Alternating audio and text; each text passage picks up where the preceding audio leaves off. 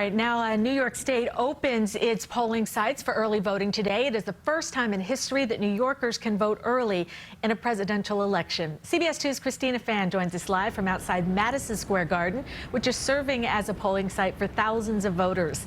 Good morning, Christina.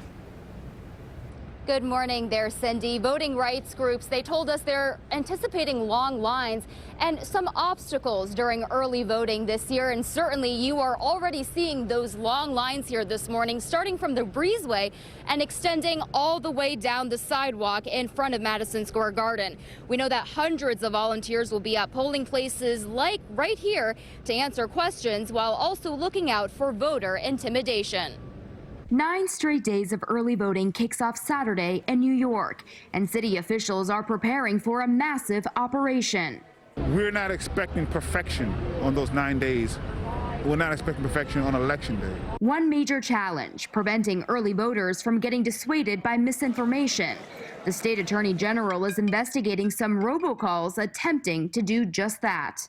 Robocalls indicating that if you are a anti-vaxxer, if you are against vaccinations, that by voting early, that somehow you will be forced to take a vaccination. That's of course not true, but misinformation coupled with the recent mishap in which a vendor sent absentee ballot envelopes to people in Brooklyn with mismatched names. That has a chilling effect on people who are already concerned.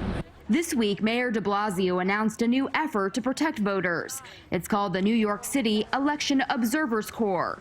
Volunteers will be recruited to serve as nonpartisan observers outside poll sites on Election Day.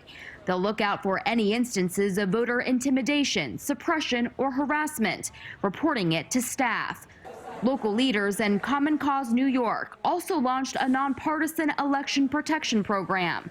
As many as 400 volunteers will assist voters with urgent questions. Be sure that the polling place is open on time, be sure that all of the machines are working, that the lines, if there are lines, are orderly and people know how to go in and where to go. The city has 88 early voting sites. Madison Square Garden and the Barclays Center are also being used. One thing to consider is that we don't have universal poll sites, so those locations are only available for that who have been assigned as a poll site for early voting. Early voting begins Saturday through November 1st. Voters can request absentee ballots until October 27th. So what are city voters thinking right now?